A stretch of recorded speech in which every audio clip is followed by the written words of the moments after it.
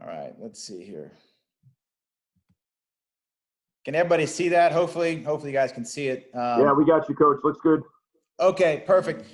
First off, this is an honor to come back and be on with you guys. Obviously, I know a lot of you on this call and just maybe the ones that are watching, but for me, it's truly a privilege to be in the position I am, and a lot of it has to do with people that I've been around in my career, as in Coach Hathaway. And I remember one summer I had to be very flexible with my schedule because I was traveling and doing different things with other sports that I was doing, and I was always grateful. And so, today I've just, here's some concepts and some thoughts. This is my 17th year coaching college baseball, but as you said, I've coached a lot along the way. So a lot of things, a lot of different ideas. Hopefully you guys can kind of pick up a couple things here and there, and then at the end, definitely want to answer some questions and ask questions anytime. Love to get some input, but just how do you build a competitive program in your environment? I think that's something that I've kind of really adapted over the last couple of years, and since I've been at Eastern. So how I've gotten there, it's kind of been a journey. As you can kind of see here, I started off, I'm from Jay, Maine, and went to Jay High School, played 4 sports, high school: football, basketball, baseball, played soccer, played golf. Just loved to compete. And so went from there to Howard University, Division I school. They dropped baseball, transferred out to the University of Maryland. And then from there, some things happened. I finished up down at Weber University. Got a chance after that to play a little independent professional baseball, which was a blast back home in Maine and Bangor. Really enjoyed that. And then, my career kind of started in coaching. I got released like most players do, that you can't hit a slider. And that was my Achilles heel. And so got released, came the first thing, I came right back to my high school, and my coach at the time, Coach Bessie, Chris Bessie, I was on the field, and he's like, "Shouldn't you be at spring training?" And I said, "Yeah, I should be, but I just got released." So, from there, it really kind of, my thirst for coaching really began. And so from that standpoint, I really gained a lot of knowledge, and just coached everything I possibly could, from, high school football, high school basketball. I was the varsity coach there. I was coached middle school basketball, middle school track, had some success. But then along with that, I was coaching at the University of Maine at Farmington. I was working in the school systems, but I was teaching there, and did that for 4 years, and then went on to Bates College. And few people know this, I got hired as a football coach for about 6 weeks where I wasn't doing baseball. I kind of got out of baseball. I got a job as an assistant, like kind of like a GA type position, and was there and then all of a sudden the baseball job opened up, and I was fortunate to land the job, and was there for 2 years. And then went down to Duke University and to recruiting coordinator. And then from there down to Georgia State for 3 years. And then along that time, I was fortunate to coach Team USA for a couple summers. And then now this is my 5th year here at Eastern. And so, without people in life, I think I just want to make sure I highlight these people before I kind of move on, is Chris Bessie and Mark Bonavie at Jay High School. Both coached me in high school. Both gave me opportunities to coach high school football and high school baseball. And I'm really fortunate for that. Coach Meter at University of Maine at Farmington basically gave me keys to the program and said, "Go coach, go learn how to be a coach." And so without him, I wouldn't be there. And Coach Harriman at Bates, he hired me with the unknown of the baseball job just as a football coach, and he gave me a chance to be a part of his staff, and really learned a lot during the time that I was there with him. Sean McNally and Greg Frady at Duke and Georgia State both gave me huge opportunities in the Division I world to kind of get me to where I'm at today. But one guy, I know he's on the call right now, and I obviously learned a lot from everyone, all the assistant coaches that I work for, not just the head coaches, but Coach Capone. And for those that know him, he's energetic. But I was there at Bates for 2 years. I was a running back coach, and I think just a relationship, because he was a referee as well, so I got to know him a little bit in a different world. And but coaching with him was special, because my first meeting, I really didn't know, never been in a full-time assistant role. I've been doing a bunch of other things, and so my first team meeting, he put on my manual. He said, "DFU, don't F up." And I remember that. I still have the pamphlet, the team meeting, the staff meeting that we had with the coaches, and he always told me to stay a day ahead of the players. And so I'm grateful for him as well, along with a lot of other coaches. So this quote is one that I think is kind of stimulates what a competitive environment for your programs can be. There's no passion to be found playing small. in settling for a life that is less than one that you're capable of living. I'm from J Maine, and I've been coaching Division I now, I think for, 10 years or so. It's been a blessing, but at the same time, I've always aspired to be as best and as far as I could possibly go. And so I think from that standpoint, it's a great quote. Here's what I like to say to people. You can make excuses or you make things happen. And so on the left, 2015, I took over a program that really wasn't good. Hadn't had much success in recent years. And we kind of, when I got the job, I went through my interview process. The AD was like, what do you think about the field? And you can see the field on the left-hand side. And that's really essentially an ice shack for the guys back home, put together. And then some metal bleachers and dugouts that were really small and not kept up and all those type of things. So when I walked around on campus, my interview, I just said, man, I love the facilities. And he looked at me like I was crazy. And I said, well, let me kind of give you a background on my coaching career. I went to one school where we had a share field with the city park at University of Maine at Farmington. At Bates College, we didn't have a fence. And, so when I was at Duke University, we had a share field. It was a nice field, don't get me wrong, but it wasn't our field. And then at Georgia State, we had to travel 30 minutes to go to our field from our campus every day. And so I said, make sure I got this right, Mr. AD, I said at the time. He goes, all right. I said, this is my field. He goes, yeah. I can use it whenever I want. He goes, yes. You have lights? He goes, yeah. Turf I can use? Yep. And in my office, that big building in the back? He goes, yeah. I said, this is perfect. It's all I need. And so from that day forward, I got the job. I wasn't that because of that. I think it was a part of that because a lot of people made excuses about how the facilities were so bad. And then, the first thing we did when we got to the program was clean up all the sunflower seeds, all the dips cans, just took care of the facility. We painted the dugouts by hand. We took care of things, and I made our players take all the trash out.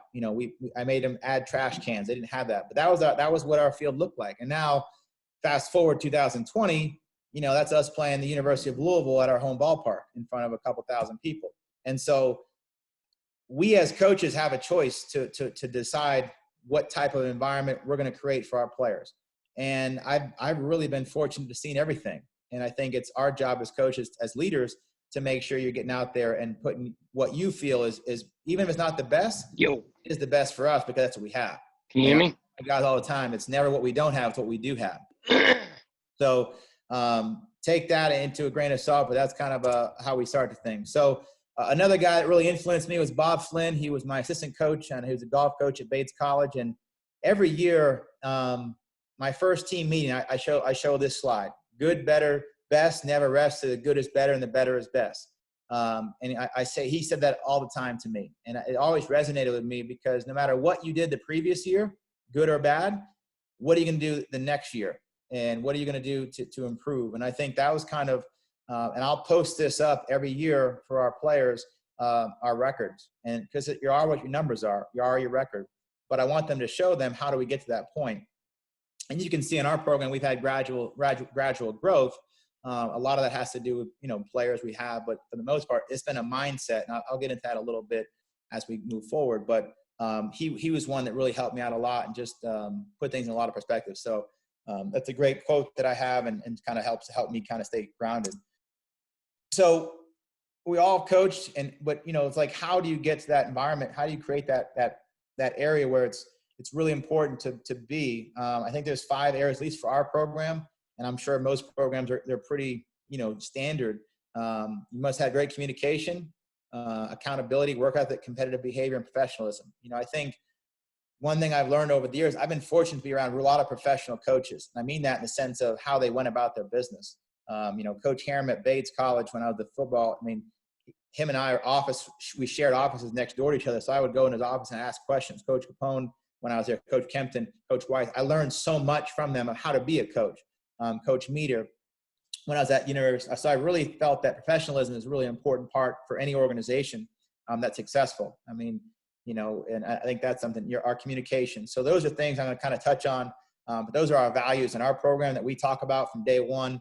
And not only we talk about it, but we also have our leaders do that as well. So For those that don't know, that's an AOL thing, and I show that to our players. I have like a little video clip, the first team meeting, and I asked them about, could they wait to get dial-up? Could you guys have any idea what dial-up is? They have no idea, most of them. So it's kind of like a fun thing I do. But I make sure that everyone in the organization understands what I expect from them, from my student managers to my staff to my grounds people. I mean, I've learned all along, everyone's involved in the organization, from our trainers, and I make sure that they are all on the same page as far as how I want things done.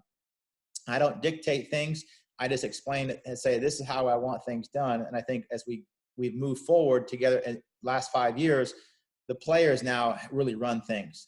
And that's kind of a sign of a good program. But I think a lot of it has to do with involving everybody, not just, my assistant coaches, but like our young student assistant that want to be coached, our people that do marketing, like to make sure they understand, like, hey, here's my vision, and it's going to filter down. So everyone has that same standard. And those are just some things, obviously, we talk with our players all the time. If they're running late, there's no excuse for them not to communicate.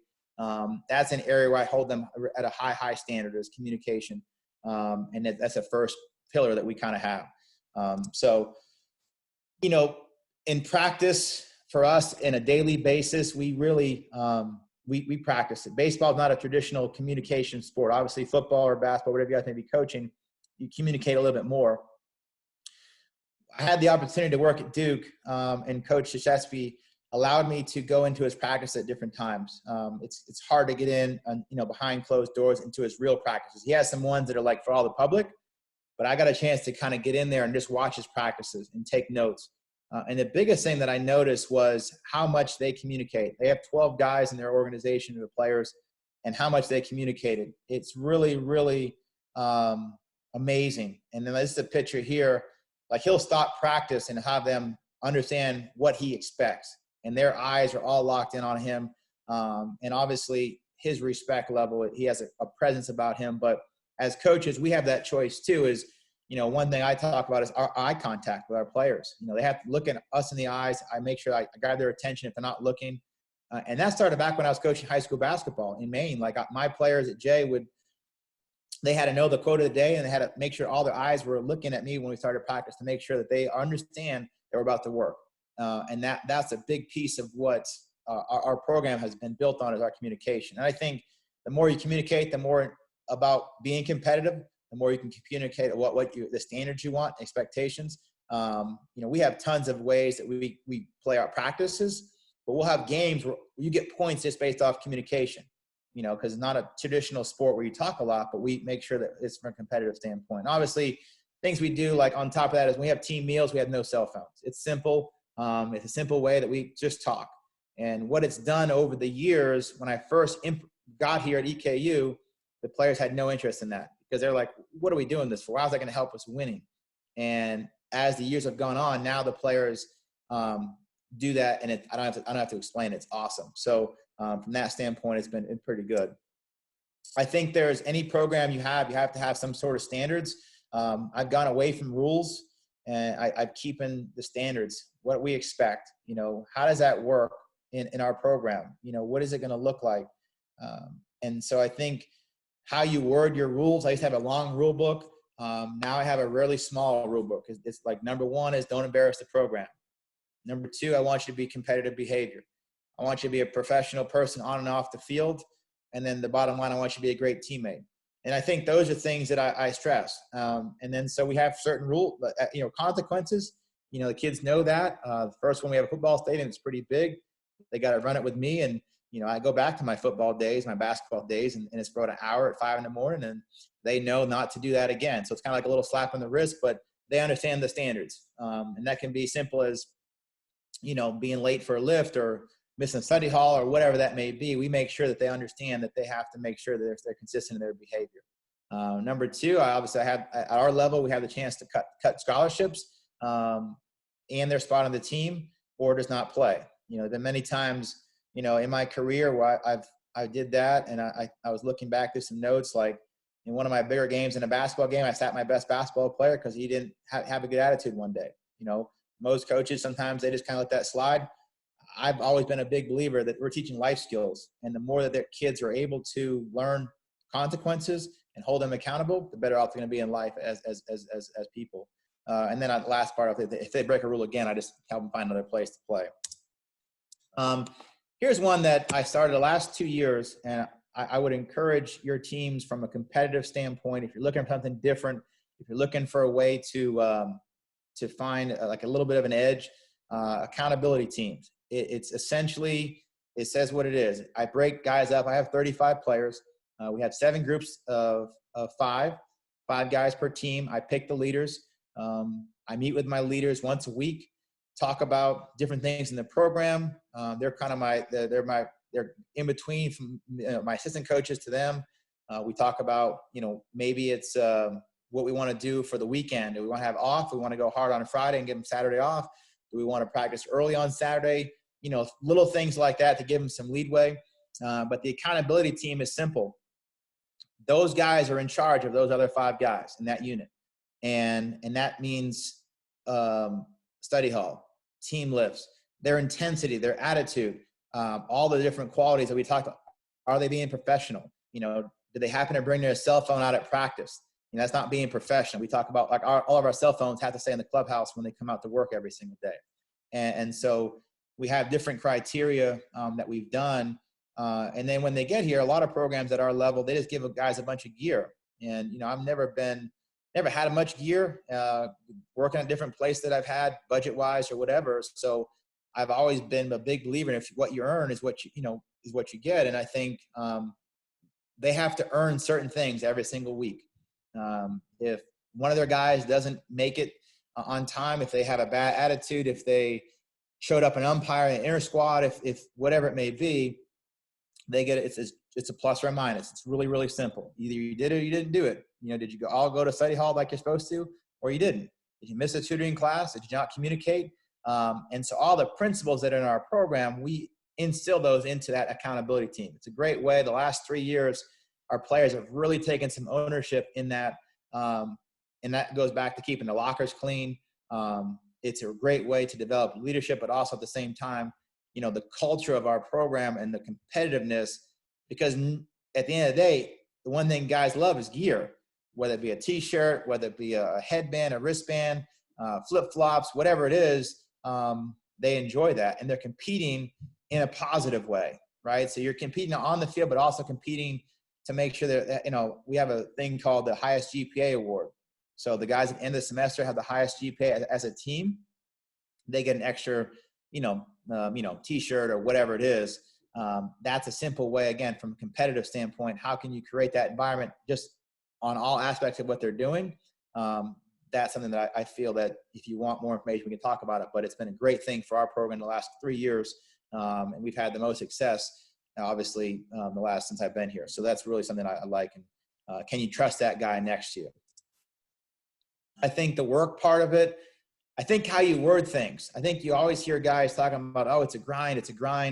And I tell the guys, if it's a grind to go out and play baseball, to go train in the off season, to go do those things, then you might want to think about doing something else with your time, because a grind is having to work, from where I'm from in Jay, like a mill shift, and then coming to go to work the next day with your kids, or having to go on the front line and be a frontline a policeman or a person like right now with the nurses and doctors. Like that's a grind, a 12, 14-hour shift. But going to work out for 30, 40 minutes, it shouldn't be a grind. It should be a passion.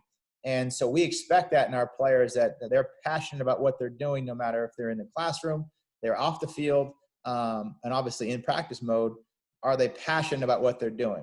And we do different things to create that, but it's just more of a constant communication about the grind versus the passion mentality. This is a guy here on the right, Marcus Stroman. I coached at Duke, and I was a really, really good pitching coach. I was great. I mean, I gave him the ball on Friday nights, and he'd come back around the 7th inning and be like, can I go for the 8th? And I'd be like, nah, we're good. We got you. But he was one of the most competitive people. I had, when I was at Bates, I had a guy named Tom Beaton, who was an unbelievable competitor. Everywhere I've been, I had great competitors, but like there's a handful that kind of stick out. I always wanted to win. And he was one of those guys. And I think in creating a competitive environment, if you all want to create that environment, you must coach it. You must teach it. We literally show them how to win. I'm making all the players right now watch The Last Dance because they have to see what greatness looks like with Michael Jordan. But I also incorporate different ways throughout the year. As I said earlier, is we compete in how we run. We compete how we throw, playing catch. Every day we'll have, every week we'll have a competition of throwing game. And it sounds as simple as Little League, but at the end of the day, for us, those things are important because, I know with football, and a lot of you guys are football coach, and I coach football. I got a lot of my stuff from football. The one-on-one in the trenches battles, I incorporate that into baseball. The goal line stance that you want to have, I got a lot of that from football. So we'll put that into our baseball practice where I'll put a player out there, I'll put a runner, a pitcher, and I'll say, okay, strike him out, get him out. Other guy has to get a hit. And it's like, you have to create that environment where it's constantly every day in our practice. There's three things we do every day in practice. We have a fundamental component, we have a competitive component, and a fun component. And I think if you have those three components, no matter what sport you're coaching, and I've tried to do that all the time, probably not so much when I was a younger coach about the fun. I was probably more on just the winning and losing, but I've gotten a little bit older and I've incorporated that fun part back into it because it is a game. And those things are important to me.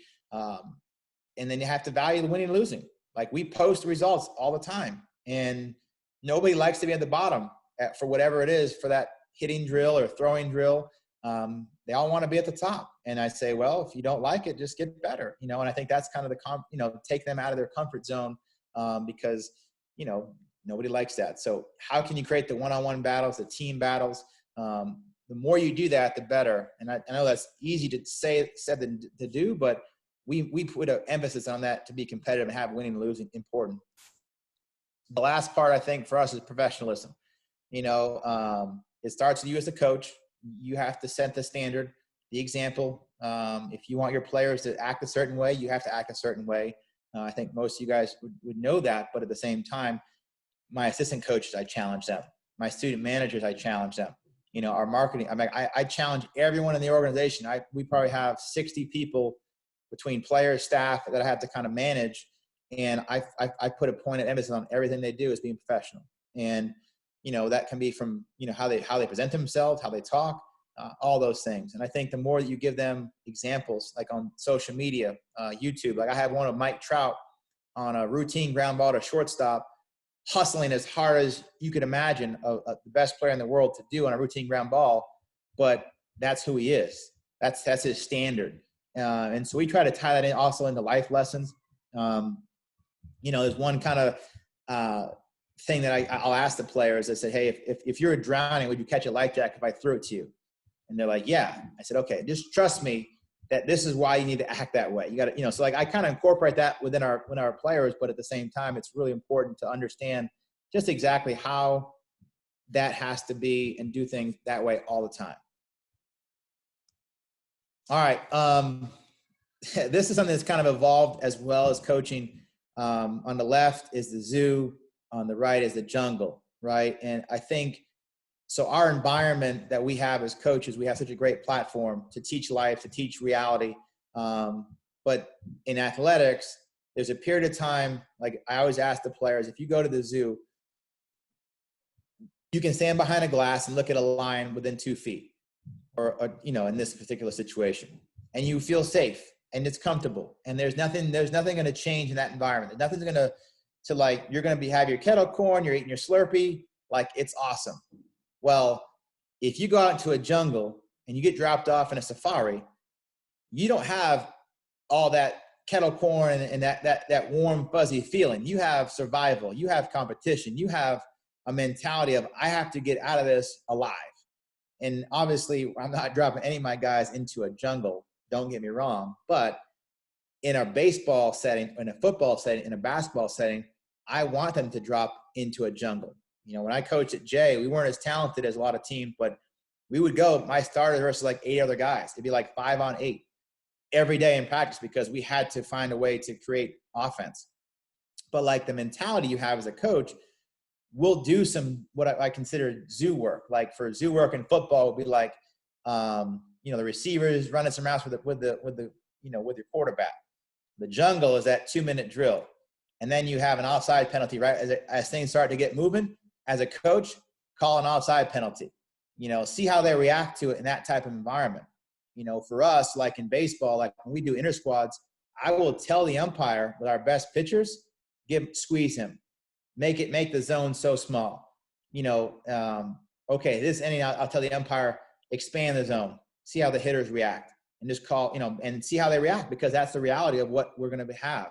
And so as coaches, it's really, I think it's important to make sure that if you can incorporate as much uncertainty, as much unrealistic things at times in that type of environment, your kids are gonna eventually embrace it.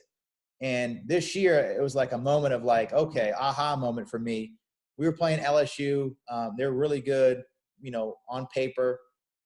And we were down, and their crowd was like booing one of our players because we did something positive, and they were booing the other team. And they're just like, man, and all of a sudden it got really quiet. And I told them, when you go on the road in these type of environments, the jungle can get really quiet. But if you're the lion, right? If you're the one lion, everyone else is kind of backing up. And in that moment, they're like, we're the lion, fellas, we're the lion, And it was like one of those moments as a coach is like, all right, they're really buying into this mentality of like, we're in the jungle and we're the ones that have to be attacking, not the ones that like being attacked. And I think that's something that you as coaches, we all can find a way to incorporate that into your program some way. And it's something that I know for me, peaking our program, and it doesn't mean that I've won a ton of championships or anything like that, but the program has been much better because of how we think. And I wanted to share a couple of quick stories, and I think a lot of it in my career, you can look at the numbers there, but I talk to our players about defining you or developing you. And when you talk about wins and losses, results-oriented business, right? You're either going to win or you lose. Is that going to be who you are as a program? Is that going to be who you are as a player? Or is that going to let that develop you? And I'll tell you 3 quick stories.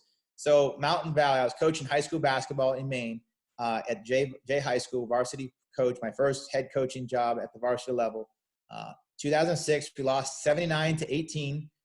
They went on to win a state championship. We were Class C, they were Class B. If you guys know the area, they're really good. We weren't.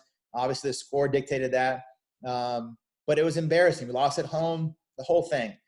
The next day in practice, I put the score up, and I told our guys, that will not happen the next time we play them. We're going to find a way to be more competitive. I didn't say we're going to win, because between me and you, and hopefully none of my players are out there right now, we weren't going to win. They were so much better than us, it wasn't even close. But the mindset was, that's not going to happen again, and not on our home court. And so the next time we played them, we lost, and the next year by 20 or whatever the numbers are. But at halftime, we were down like 2 points, and that was like a big win. I know it sounds small, but like that, those are moments in a program and in one year to the next that if you instill that type of expectation, you instill what your standards are, the players will buy into that. And then the next year was when I was at Bates. It's a great situation. If you look at those scores, those are not football scores, guys. Those are baseball scores in 2009, 14-2, 21-3, and 14-2. I wish they were football, at least feel a little bit better, but those were baseball scores, and we got beat, and I mean, they were really good. We weren't there yet. The first 2 games went down. We lost 21-3, 14-2. On Friday or on Saturday, whatever day it was, the players were watching the other team's batting practice, and they were just like, oh my goodness, that guy's going to get drafted. That guy's an All-American. They're like, so excited to watch the other team play. And I kind of took a step back, and I just kind of watched the first 2 games. Well, in between the doubleheader on Saturday, I brought my guys out to Garcelon Field. I'll never forget it. And I just laid into them about being competitive, because I wasn't going to sit there and watch them just waste their time, waste my time, waste my coach's time. And I got on them very hard. Now, it didn't really, there was no, Notre Dame, we went for the Gipper type situation. It wasn't Rudy coming out there. We were still not as talented as them. They scored 10 runs in the first 4 innings. But here's where I knew we were going to change our program. We had a kid named Ryan Heide, Massachusetts, had just given up back-to-back home runs. And the last guy, he pimped a home run. I mean, it was a blast. Like, if you know Bates College, it landed on the field hockey field in the turf at Bates. I mean, it was a blast. The guys, they were so good. But the next pitch, he threw a pitch in his back because I told them just 30 minutes ago about being competitive. And it was the best moment as a coach. And in the last part of the game, I think it was like, we only lost like 4-2 the last 6 innings or whatever it was. But I knew something was different about that team because they listened to me. They heard me. We weren't as talented, but they heard what I was talking about. The next year, obviously you can see the scores there. We lost 10-7, 6-0, then we finally beat them on the road. And that was a big deal for us and having some success. And obviously you can see at Louisville, when I got here to Eastern, the same thing. They're really good. I mean, they're an elite program, 14-2, 19-3, and 14-4. I wish they were football scores again.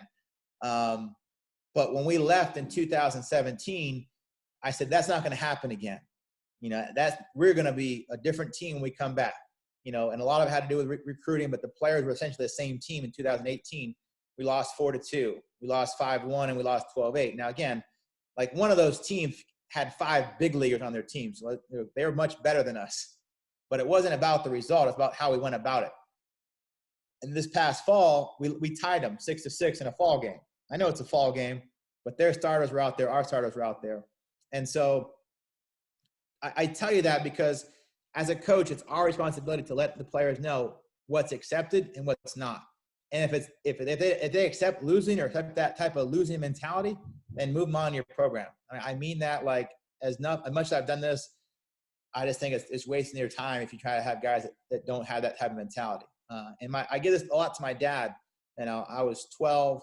I struck out at a game and I threw my bat one time and I forget what had happened. I blamed the umpire when I got into my house and he's like, don't blame the umpire. Like you missed the first 2 pitches. Yeah, the last strike was probably out off the plate or whatever, but like you missed the first couple strikes. And if you don't like the result, just get better.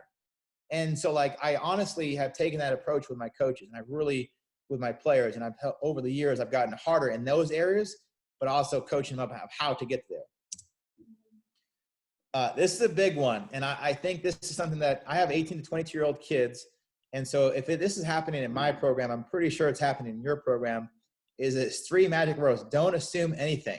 Like, don't assume they know how to do anything. And I literally take time, and I'm fortunate. I'm with them all the time. But at the end of the day, if you guys can get to the point where, like we practice this line right here of how to shake hands after a win. And every practice, we go through it. We practice the national anthem. We practice in between innings, we practice almost every detail of our program and show the guys the standard that we expect. And then we hold them to that standard. And I think over the years, our players now do it themselves. They know how to do things. And I think with that being said, don't assume anything is a really big part of things. So this is one that in a competitive environment, competitive teams, this I think is always a challenge for me to think about is how do you create this type of, I want to be an all-star in my role, a star in my role. I go back to coaching high school basketball. I had a kid that couldn't shoot, couldn't dribble, was a great teammate, but just he wasn't talented on the basketball court. But he could really set really good screens. And so for certain times, I'd put him into a game just to set screens. But I would highlight him in practice or the post game, hey, this guy set the best screens in our conference, and I'm so proud of his effort. And it gave him a role. Even though most guys in most programs, like you guys all have, whatever sport you coach, there's only a handful of guys that are going to be happy in their role. The starting quarterback, your running back, your receiver, like your line, defensive line, linebackers, whoever it is. And other guys are going to be like, if you have that backup safety, be like, I should be starting safety. The safety thinks he should be cornerback or whatever. But how you create that is you have to highlight the guys that do their job well. And over the years, I've gotten better at it in that sense of just really highlighting guys that, like, we have a guy that just pinch runs. That's all he can really do. He's not strong enough yet, and not developed yet, but like he pinch runs as good as anybody we have. So I highlight them after in our post-game talk or in our post-game meeting. So I think as a coach, it's really important to make sure that you guys are highlighting the guys that do the little things that may go unnoticed. So I hope you can see this picture. This is Auburn, Alabama. I took this about, 3 or 4 years ago, maybe 4 or 5 years ago now. And so every first team meeting, that we have in the beginning of the fall, and then before we start preseason our games, I show this picture. And I show it because I don't know how they know each other. I really don't care how they know each other. But what I don't want to have happen is this type of relaxed mentality after the loss. So like, as I said, don't assume anything. I teach our kids after a win or after a loss how to act.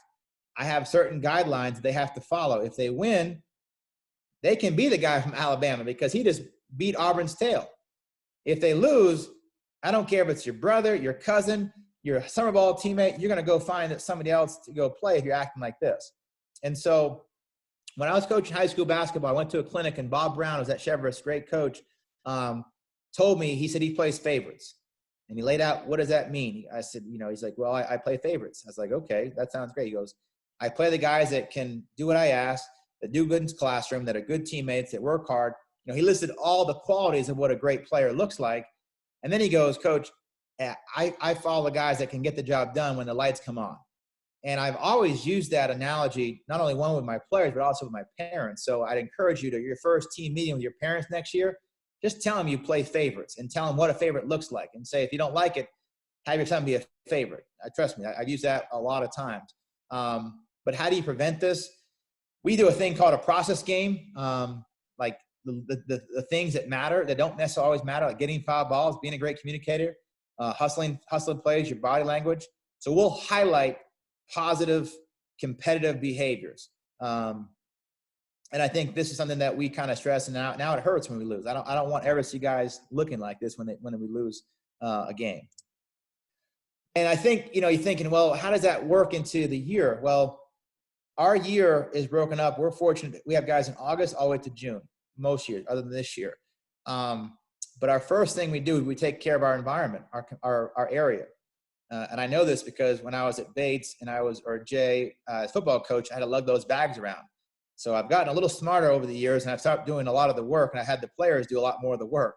So the first team day that we have, all we do is clean the field, clean the facility. I mean, even if it's already pretty much, always in pretty good shape, but like we'll rake the leaves, we'll pick up the trash, we will, sweep our dugouts, sweep our stands, just make sure that everything, if somebody came in to start a game, it's game ready.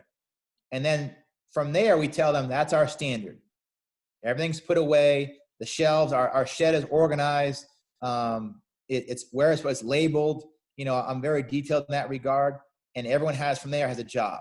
So like, let's just say, this person has to go make sure that the L screen in a baseball setting is out every day for batting practice. Like it's listed, it's posted, they have ownership. And it's a picture of David Price raking the bullpen after he used it to help his teammate. And I show that picture as well when we talk about our duties, and then at the end of the fall, we do a cleanup. We make sure it's cleaned up to the standard. Then each practice day, each game day, and then pre and post game, they all have responsibilities. We don't have a big budget like these big schools and have all these grounds crew and, everything like that. We have to take care of our facility.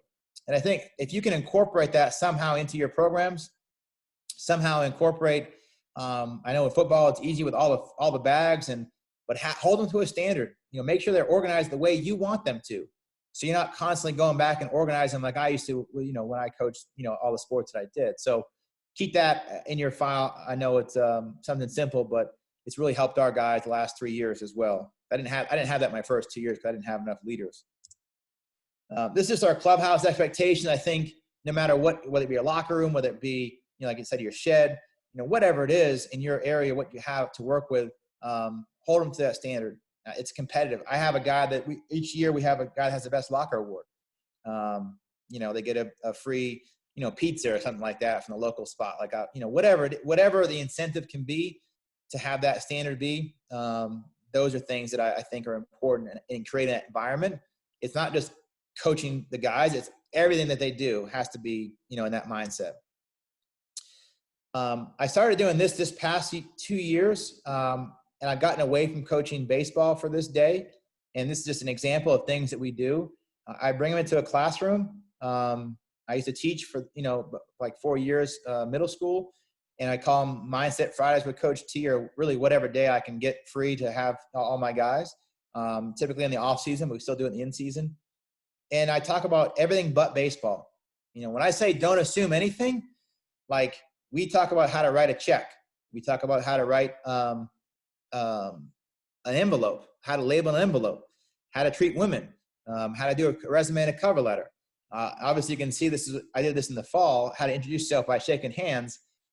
I may have to adapt that with the new times that are coming up, but it can be about anything. It can be once a week, once a month, something outside of your sport that you're coaching them, because you want them to hold them to a high standard. And what it's done, it's allowed us to I have a great talk, if you want one, on body language. I watch a TED talk with our team for 20 minutes about body language and how that translates to being a good person, in your classroom, on the field. So every little thing that we can kind of do with our players to create that environment. I know some of you guys have them in high school and it may not be as much time, but you can incorporate a thing or two and have them report back. You can find 5 or 10 minutes a day to talk about these type of things. I feel, and I know if I ever take a high school program over again, I'm much more experienced to be able to do that with time management. Last thing I'd like to leave you with, and we can open it up, is just making it fun, but being very competitive. So in 2008, I coached middle school track. It's a fun fact. I really happened. I would go to track practice from 2 to 3. I would drive up to UMF from 3 to 3:15, or whatever. Baseball practice would be at 3:30. And I would do that. I was track coach. I mean, it really happened. I can't make it up. But they're really long events. If you've ever been to a track event, it's an unbelievably long day. So these girls that were like 10, 12, 11, whatever age, and the boys, they always had snacks during the day. And I had no idea why they had them. I'm like, you're out the race. Like, why are you eating, Snickers or whatever it was? They're like, Coach, it's long. And after the first track meet, I was like, boy, this is a long day. I'm really hungry too. So I cut a deal with them. I said, hey, listen, if you guys win these events, you can bring your snacks, but you got to give me some as well, And so, and I try to do that with our players now. Like, we'll have a kickball game. We'll play a football game.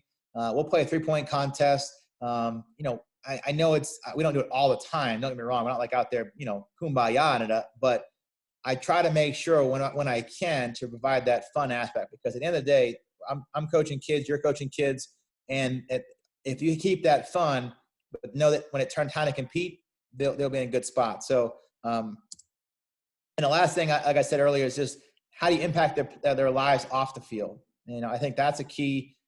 If you can do that outside of the sport you're coaching them, if you can able to connect with them in a different way, this is working with Habitat for Humanity. And this, obviously different things. We do a lot of different things, but pick one event a year, pick something you can do. And again, you'll build your competitive environment, because like for this example, we had the Habitat for Humanity people, which basically, if you don't know, is like you help people build a home.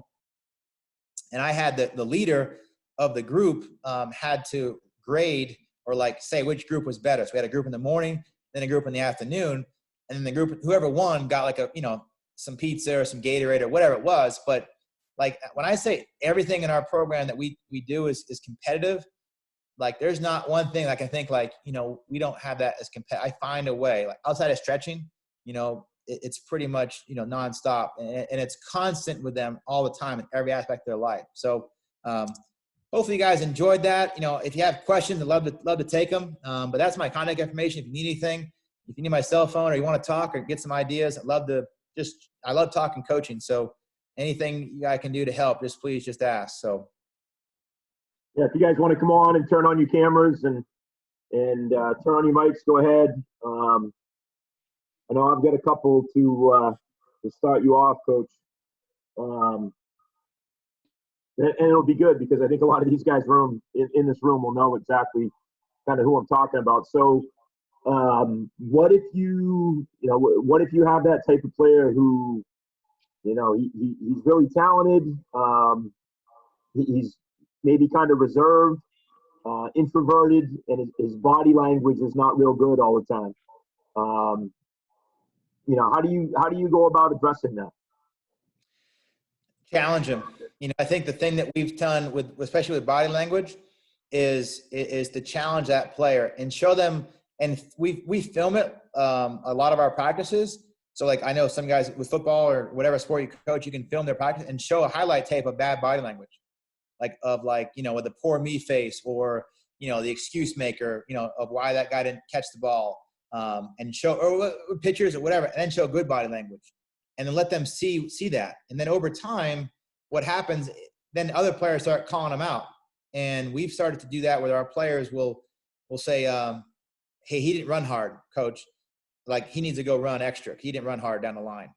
But like, his body language was poor.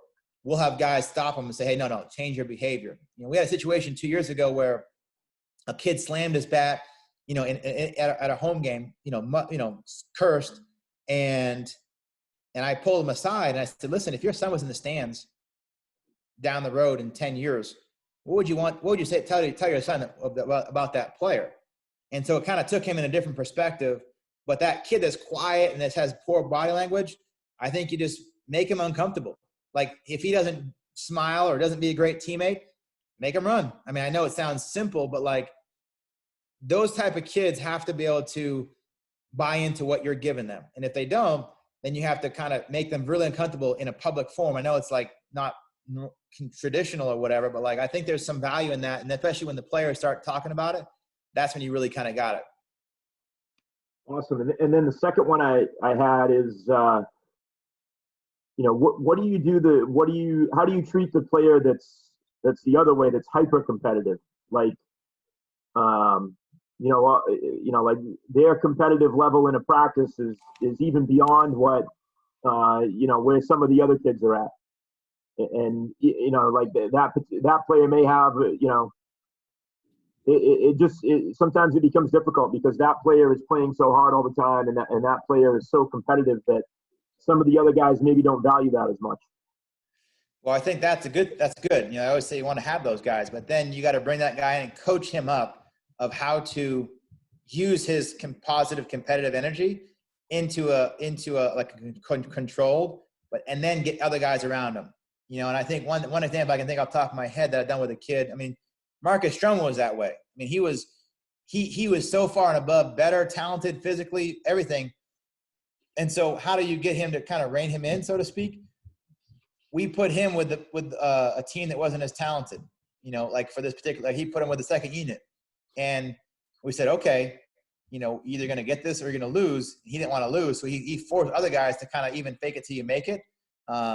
And that's kind of like with those, but have a conversation with that player and say, listen, here's what I'm going to be doing. You need to make sure you're getting other guys around you to buy into that type of mentality.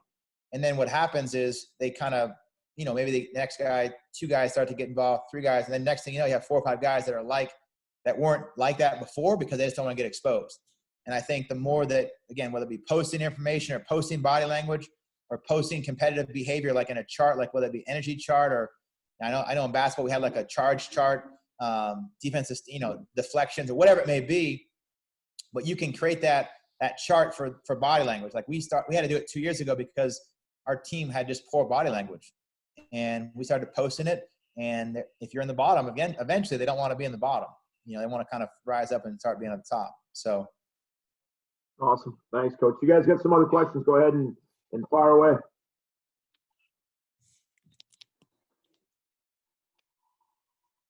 Yeah, I got a couple for you, Coach. Can you elaborate a little bit more on the accountability piece? Sure. In terms of how you handle discipline, such as, guys showing up late for a practice or a team meeting, or, not giving, 100% in practice, or having a fortitude and things of that nature?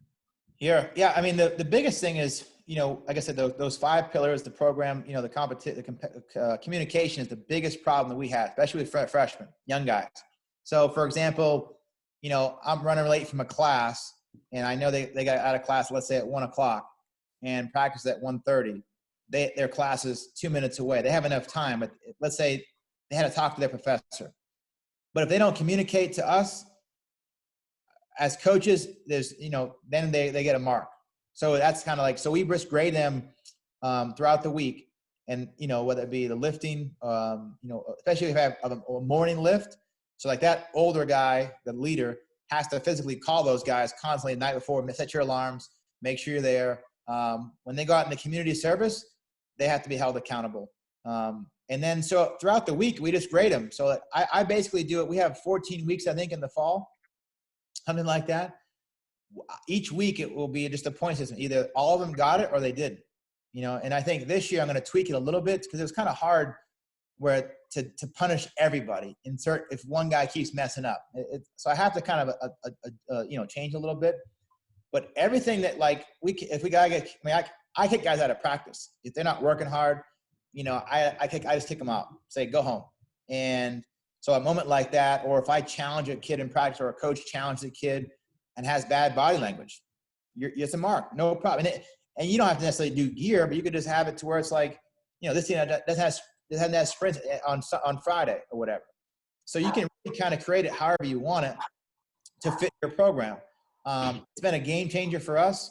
It's really helped our players. I hear them talking about it, about making their locker clean. Hey, make sure, don't leave, pick up that trash. And then you think, trash, we have janitors now, but I still want them to pick up after themselves, basic things like that. So it's really creative however you want to format it, but it's just, we keep it as simple and as basic as I possibly can. And we incorporate, they have to pick so many freshmen, so they can't just take all their buddies. And then we have a draft. So we'll have a full blown draft. We'll have 7 leaders and they go through the board and they have a draft. And I think it's something that, the new guys, they don't know them. So they have to kind of take a leap of faith, in picking their teams. So I hope that makes sense, but you kind of create it however you want, really. But just if they miss anything, if they're late, like when I was coaching middle school, for me, at basketball, if a kid got a detention, he doesn't travel, he doesn't play. And they were 10 years old. And I was like, my AD was like, that's kind of hard. I'm like, you have to learn, so whatever it is for your school and whatever level you're coaching, I think that helps, from my standpoint. So then basically what you were saying was, you'll grade these guys throughout the course of the week. And then it's, they gotta, you said you show up at 5 a.m. in the morning, one day at the, yep. the field. Breakfast club. What day of the week do you do that? Usually Wednesdays, because they have an off day on Monday. So Tuesday, and on Wednesday, it's we have no practice. So on their off day is when we kind of do it in the fall. So it's kind of another incentive. They could be sleeping in, they could have nothing to go on, but they have to get up. So it's a double edge where they have to so whatever day works. But the key has been, we pick, handful of things that we want to kind of grade out. We can't grade everything, but the body language, not being competitive, all the things in our program, not being professional, not taking up, clean up after yourself. And, obviously then just the natural discipline type things, whether, let's say they got in trouble off the field or, did something dumb, made a bad choice, or even I'm a big believer in the language they use. I have a daughter, so I bring her to practice and stuff like that. She's 4. So I always say, if she was around, would you want to say that? And so that's kind of one of those things too. So you can kind of create it how you want. But yeah, it's just every week and I'll post it. We have a group me in our app, a group me app, and then I'll post it in the Clubhouse. And basically, and I'll say what team, advanced in that week. And then I'll say what player messed up. And then they're eventually they don't like getting messed up on. And then I'll bring a player out of a hat from his team. So let's just say we have 5 guys. Let's say I messed up. Well, I pick my name out of a hat. Now Coach Hathaway has to run with me. So then that accountability is now he has to run. Now if he does it twice, he brings 2 buddies.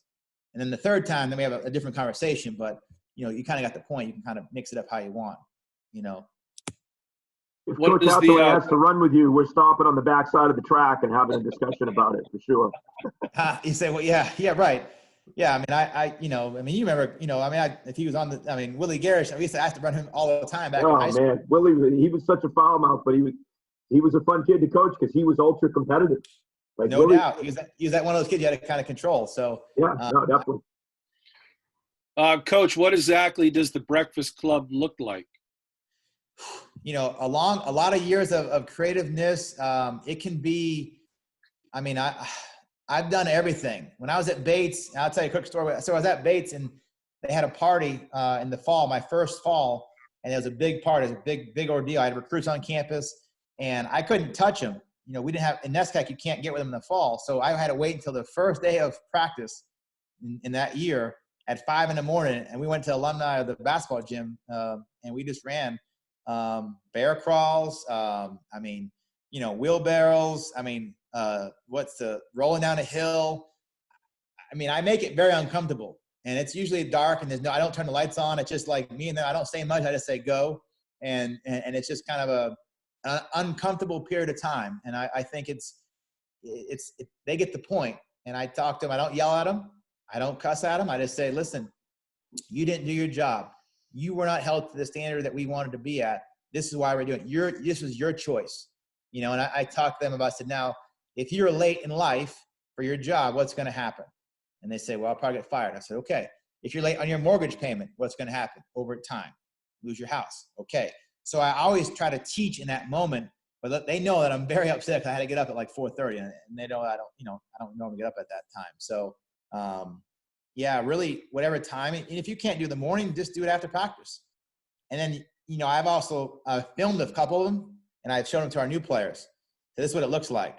So they're like, whoa, coach is not playing. Or I have a kid that happen to have one stand up and talk about his experience at the Breakfast Club and say that we're not getting, bacon and eggs. So. Awesome. Thank you. Yeah. Coach DePompo, have you ever been part of a Breakfast Club? No, I actually thought we were getting better when we were meeting well. Everyone else was sleeping. Yeah, no, he was a part of a different group. So, but he was there when I was early on, where I was trying to change a program. And I think, he experienced a little bit a younger side of me where the fun part of it wasn't as much there probably. So I think that was a challenge. And I was so young, I was, similar to his age. So that was kind of a wild part, but we definitely had moments where we had to get on. I had to challenge Ryan and everybody. So, but it worked out for him. Mm-hmm. Nice. Yeah, I'll give you one going more. to the football field and doing running and agility, 5:30, 6 a.m. Yeah. But there was a good group of us actually showing up. Yeah, every day. That's good. Yeah, we with had a positive T-shirts. group. I still found it somewhere. Coach Thompson's camp. Yep, Camp Thompson. While you were sleeping, I was getting my work in. Yeah. I used to give train kids that want to play college sports when I got back home. So it was fun. I'll give you one more. If anybody else has one after, they can chime in, and then we'll let you go. But you got a chance to work with Coach Meter a little bit early on at UMF, and he's certainly a legend up here in Maine. And he recently announced his retirement there. But what would you say is the number one thing you learned from just watching him or having conversations with him or whatever? Yeah, I spent so much time asking him questions for 4 years. We had the same office. I took that job as an assistant like I was at LSU. I mean that in all due respect to the UMF, but I felt that I tried to make that program as good as I possibly could and give the kids the best experience that I could. And I think that was what I took from Coach, was just, how much he cared for the kids. I think, he always would tell me hey, the wins and losses will come and go, but the relationships with the players, what's going to last. And I think that was what I always saw, was just how much he cared for the players. And, he was doing a lot of things out there, teaching a class, coaching basketball, coaching baseball. But this professionalism, I never saw him. And then how competitive he was. He's an older guy, but he was ultra competitive. He hated to lose, and he would be very sad. We shared a room, in the hotel or whatever, and he'd be salty. And it was just that type of, mentality was all right, we got to find a way to be better. And I think that those areas, and just, for me personally, I wouldn't be here without him, because he gave me 4 years of a blueprint of just go do it. And I made so many mistakes and things. I didn't know what I was doing, but I just try to do the best I can for the players that I had and give them the best experience. And that would be something as simple as just, some new T-shirts and things like that we didn't really have, look professional. But just how competitive he was, I thought that was to this day, he's one of those guys that I'm always, thankful for and blessed to be around. Awesome. Anybody else got anything before we let Coach go?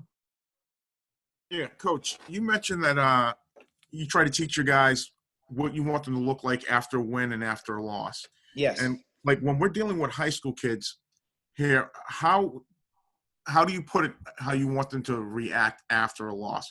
Because I know in my situation up here, kids might take it the wrong way, especially with their parents, talking to their parents after a game. Oh, I can't do this because coach is going to get mad at me. Yeah.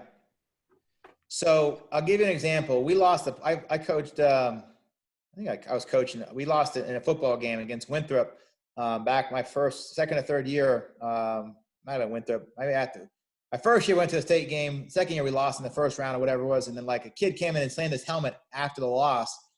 And, it kind of gave me some perspective. And I said, did you take that much energy out in the field that day? And, it's like a one-on-one conversation. He looked at me and he's like, all that energy, you should be exhausted of how tired, after the game. You should be exhausted after a football game. And so it's kind of like my first starting point of like, okay, when I have a chance to be a head coach, I got to teach these kids how to deal with losses. And I think that goes back to defining and develop them. So the answer to your question is we go through like our line, like no matter who we play, like this year we beat LSU and they're ranked 11th in the country. And I told them before the game, I said, listen, when we beat them, don't go dogpiling, act like we never, we just won a baseball game. Now, obviously championships are a little bit different, but after losses, we'll go through and talk about exactly how it should look. Like for us, we shake hands, we go down the line and we talk. I tell them everybody's going to be different. Some guys are going to be sulking. Some guys are not going to be talking, but whatever it is, keep it to yourself. And once you get out of the locker room and once you get, into your car, hey, you kind of do what you need to do as far as, with your parents, and you can blame the coaches and all those type of things. But like, we try to instill that of like how to go about it. And when I coach basketball, I wanted them to feel that we lost that game because we didn't perform. We lost, 79-19. Hey, they're just better, fellas. You know what I mean? It's kind of like one of those deals where it didn't matter how they responded because I want them to be disappointed, but at the same time, be realistic. And so, but like those games that are like really hard for emotionally with kids that are close game, you lost, like they got, came down and had a 2-minute drill and they lost the game. Those are the ones that are hard. And that's when you have to define or develop. And you say, okay, fellas, hey, we're going to learn from this.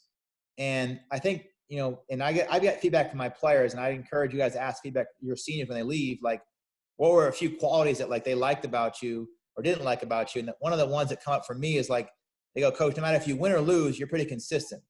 And I try to talk to them about in life standpoint, like at the end of the day, this is a game, and like, losing or winning is not going to define who you are. It's like, this is my job.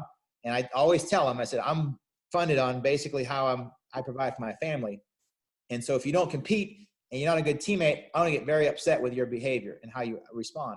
If you did everything you possibly could and we didn't win, we're going to learn from it. And I think that's kind of we sit down and talk about it. Like we have conversations in our players early in fall camp and talk about how we're going to go about winning and losing. And then dealing with parents, tell them you play favorites. It's the best advice that I got. I'm not lying. And when I coach every sport, even to this day, we have a parent meeting in the fall, like a family weekend. And I say, I play favorites. If your son does these 5 things and helps us win games, he'll play. If he doesn't, don't complain, don't bicker, ask him why he's not playing. He'll know. If they don't know, they'll come talk to me. And the last thing I'll tell you is like, if you ever have a parent that has a big issue, tell them you'll meet with them and their son. And then they'll be like, oh, I'm not going to meet with that. I just want to meet with one-on-one. I said, no. Your son knows why he's not playing. He's not at practice. The parents. So like that's one thing I started doing when I was high school coaching is I had to meet with me and the parent, and then obviously my assistant coach to make sure everything was kind of make sure nothing crazy happened. But just coach them up. Whatever it is in your program, have those values for you.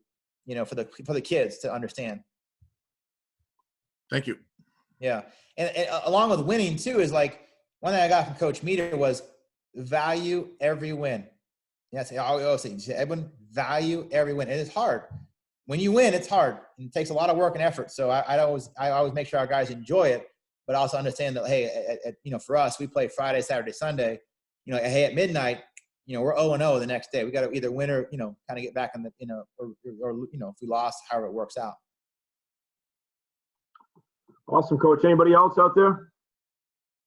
I got one more for you, Coach, and if any other Sure. coaches would like to comment afterwards. You said that whatever. I'm open. You said you coach your team to what it looks like after a win and a loss after the game, correct? Yeah. Do you coach your kids to see what it looks like before the game, specifically on an away trip? Is it a loose atmosphere on the bus? Yep. Guys are talking, guys are listening to music, having a good time. Is it a business type approach where you don't want a lot of talking? You guys want guys focused in, Yeah. thinking about what they're Yeah, that's good. So, obviously with us, like if we're going to go travel to a game, let's say we're going to go play Louisville and it's an hour and a half bus ride. I don't have it to where it's like, quiet.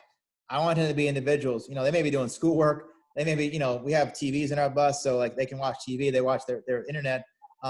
We go through that. Yeah, the answer is yes. We go through that early as well. I have like different meetings in the fall, and I don't really talk about the games until the springtime. It's too much information for them to lose. So we'll go through about that. And like let's say for normal, like if we go to the hotel, we play like a weekend series and we're leaving from the hotel, I don't have to say anything now. I used to, but that's kind of a situation where it's got to be quiet, and they're kind of getting in their mode. And I think they know it's about business. I tell them all the time in our slideshow that I have is, we're not going to Disneyland. We're going there to go win a game. We're not, hanging out with your friend. Like we're trying to go win. And that goes back to our competitive mindset that we try to create with our players, that we have, what I tell them, we have 56 opportunities that are guaranteed that we're going to play on our schedule. Postseason is earned. And if you want to be in postseason, if you want to win championships, you have to have that type of approach that we're going there for one reason, to win. And, no matter if they have a great player or if they're having a good, big crowd, like all those things are great. But at the end of the day, we're going to win. And the more that I've instilled that with our players, they've kind of handled that themselves. But a lot of times, like if we're traveling, like, obviously, the night before, out there watching, TV, movies, and it's pretty relaxed. But I think once we leave that hotel to go to the field, it's about the business. And that can be like, I know, like when I used to coach at Jay, like we have like 2-hour bus rides. And I can't remember, if it was hardcore or not, but I think, because we had a JV game most of the times. But like, I think if you're coaching football, let's say it's an hour and a half ride, that first hour, let them kind of be relaxed. And then like, hey, start to kind of dial it in, that last 20 minutes to kind of get that game mode. I think that's something I would say, if I had to look back on it. Yeah, I would just chime in for us, Coach. We, we get 2 buses for road trips, and we have one bus that's the varsity bus, and the other bus is, the rest of them. And Yeah. I think the older kids, I don't even ride the bus, to be honest. My JV coach rides the varsity bus, and my freshman coaches alternate who rides the JV bus. And I ride in a vehicle to the game with my coordinators, and we kind of game plan on the way to the game. Yeah. So, I kind of let them set the tone, but I would say the older kids, a lot of them sleep. A lot of our trips are an hour and a half to 2 hours, where we're going most of the time. I think Cape is fairly short. That one's like an hour. But we kind of use the term business trip and tell them that. But I would say the freshman coaches let things get a lot looser on that other bus probably than within reason, but than the varsity bus. But the kids probably set the tone more than anything on the varsity bus. And if you're a younger kid that gets to ride on if you're in our program, you probably remember the first time you got to ride on the varsity bus, because that's a big deal at that point. If you're in the top half of the program, once you get to ride on that bus. So those kids probably are too afraid to do anything, once they get on there. And the older kids pretty much set the tone. Yeah, we have a 27-man travel roster. I have 35 players, and only 27 can travel. And I think you're right, Coach. When that first time they get on the bus, it's like, man, they're so excited. They're sitting in the front, and they're, it's a pretty fun deal. So I think that's, right. I think what I always say, just keep it loose for your program. You know your guys better than I would. So every program does it differently, and I don't think there's one way to do it. I think there's, at the end of the day, as long as you're out there competing, that's all that matters the most part for me. I always try to set the tone too right before we leave the locker room. The last thing we do is meet and just have a quick discussion. We kind of review all of our special teams, and what personnel package is going to start on each side of the ball on O and D, and then I just try to give them. I don't really give a big pregame speech when we're on the road. The pregame speech probably happens in the locker room before we get on the bus. So they're a little more dialed in, just in terms of getting their mind right when they get on the bus. So anything else for Coach? All right, man. Appreciate it, Eddie. Appreciate you coming on and taking the time, man. Hey, It's no awesome. problem. Hey, Great guys, stay hearing safe you out and there. catching up. Yep, talk to you. See you guys. All right, we'll see Thank you you guys. so much.